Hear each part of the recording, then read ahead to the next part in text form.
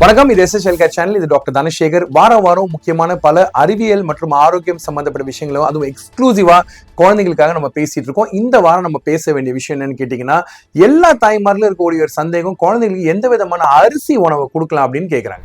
So என்ன யூஸ்வலா கேட்டீங்கன்னா, 6 மாசத்துல கொடுக்கக்கூடிய உணவுகள்ல பச்சை அரிசி, பொன்னி அரிசி, புழுங்கல் அரிசி, பாஸ்மதி ரைஸ், கைக்குத்தரிசி, சீரக சம்பா, கருப்பு கவுனி ரைஸ், பிரவுன் ரைஸ்ன்னு பல விதமான ரைஸஸ் இருந்தாலும் ஒவ்வொரு ரைஸ்க்கும் ஒவ்வொரு சிறப்பு அம்சம் இருக்கு. பொதுவாகவே பாத்தீங்கன்னா தமிழ்நாட்டில் இன்னைக்கு அதிகமா எல்லார் வீட்லயும் சாப்பிட்ற ரைஸ் அப்படின்னு கேட்டீங்கன்னா, ஒன்னு பொன்னி ரைஸ், ரெடி புழுங்கல் ரைஸ் தான் கொடுப்பாங்க. ஸோ இதுல ரெண்டுல எது சாப்பிட்டீங்கன்னாலும் குழந்தைங்களுக்கு டைரக்டாவே அந்த ரைஸை நீங்க குழைய வடிச்சு மிக்ஸ் பண்ணி தாய்ப்பால் அல்லது ஃபார்முலா மில்க் மிக்ஸ் பண்ணி கொடுத்தீங்கனாலே போதும். அரிசியை வறுத்து அரைச்சி கொடுக்கணுன்ற கட்டாயம் கிடையவே கிடையாது. அதுக்கான மருத்துவ பெனிஃபிட்ஸ் எதுவும் கிடையாதுன்றதுதான் உண்மையான விஷயம். எல்லா விதமான ரைஸஸும் கொடுக்கறது குழந்தைங்களுக்கு நல்லது. ஒரு உதாரணத்துக்கு பாத்தீங்கன்னா, உங்க குழந்தைக்கு நார் சத்து உணவுல அதிகமா இருக்கணும்னு நினைச்சீங்க அப்படின்னா, கிடிகைன் மில்லட்ஸ் தவிர வேற என்ன கொடுக்கலாம்னா, பிரவுன் ரைஸ் ஒரு சூப்பரான ஃபுட்.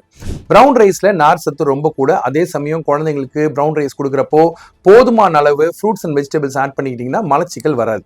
இதை தவிர கருப்பு கவுனி ரைஸ் கட்டாயம் கொடுக்கலாம். அதுல ஆந்தோசைனின்னு சொல்லக்கூடிய ஒரு முக்கியமான ஒரு பயோ ஆக்டிவ் எலிமெண்ட் இருக்கிறதுனால குழந்தைங்களுக்கு ஆக்சுவலா உடல் உறுப்புகளுக்கு ஒரு புத்துணர்வு கொடுக்குது. ஸோ அதுலயும் பிரச்சனை கிடையாது.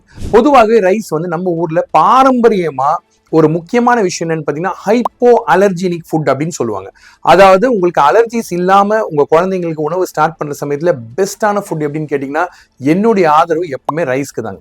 ரைஸ் கொடுக்குறப்போ 3 நாள் நீங்க ரைஸ் மட்டும் கொடுத்தீங்கன்னா, அது நீங்க ஃபார்முலா மில்கோடையோ அல்லது நீங்க பிரெஸ்ட் மில்கோடையோ மிக்ஸ் பண்ணி கொடுத்தீங்கனாலே உங்க குழந்தைக்கு சேருமா சேராதுன்னு தெரியலாம்.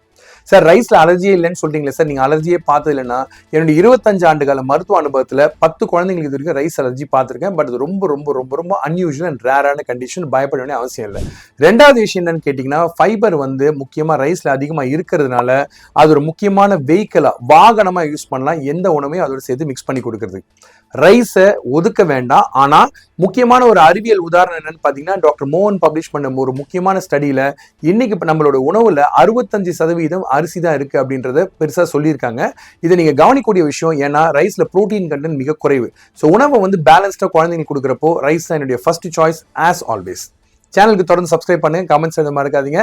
அரிசி நம்மளுடைய பாரம்பரியம், அரிசி நம்மளுடைய முதல் உணவா இருக்கட்டும்.